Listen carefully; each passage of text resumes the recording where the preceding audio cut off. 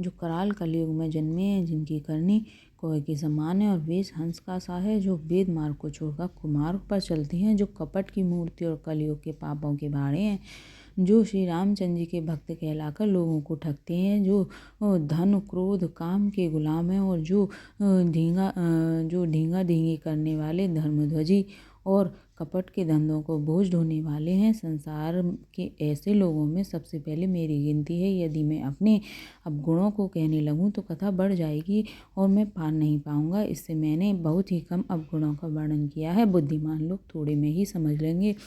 मेरी अनेकों प्रकार की विनती को समझकर कोई भी इस कथा को सुनकर दोष नहीं देगा। इतने पर भी जो शंका करेंगे वो मुझसे भी अधिक मूर्ख और बुद्धि के कंगाल हैं। मैं ना तो कवि हूँ ना चतुर कहलाता हूँ। अपनी बुद्धि के अनुसार श्री रामचंद्र जी के गुण गाता हूँ। कहाँ तो श्री रघुनाथ जी के अपार चरित्र, कहाँ संसार में आसक्त मेरी बुद्धि।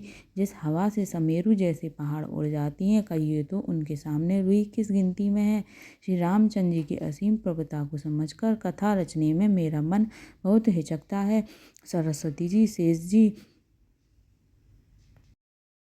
यद्यपि प्रभु श्री रामचंद्र जी की प्रभुता को सब ऐसे ही जानते हैं, तथापि कहे बिना कोई नहीं रहा है। इसमें वेद ऐसा कारण बताया है कि भजन का प्रभाव बहुत तरह से कहा गया है, अर्थात भगवान की महिमा का पूरा वर्णन तो कोई नहीं कर सकता है, परंतु जिससे जितना बन पड़े उतना भगवान का गुणगान करना चाहिए, क्योंकि भगवान के गुणगान रूपी भजन का प्रभाव बहुत ही अनोखा है। उसका नाना प्रकार से शास्त्रों में वर्णन है। थोड़ा सा भी भगवान का भजन मनुष्य को सहज ही भवसागर से तर देता है। जो परमेश्वर एक है, जिनकी कोई इच्छा नहीं है, जिनका कोई रूप और नाम नहीं है, जो अजन्मा सच्चिदानंद और परम धाम है और जो जिनमें सर्वव्यापक और विश्व रूप है, उन्हीं भगवान ने दिव्य शरीर धारण करके नाना प्रकार की लीला की है।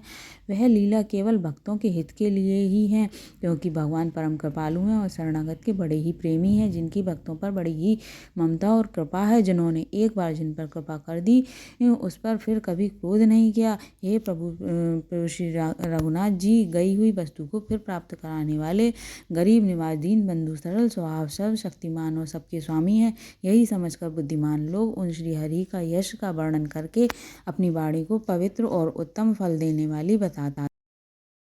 उसी बल से यथार्थ महिमा का वर्णन नहीं, परंतु महान फल देने वाला भजन समझकर भगवत कृपा के बल पर ही मैं श्री रामचंद्र जी के चरणों में सिर नवाकर श्री रघुनाथ जी के गुणों की कथा कहूँगा।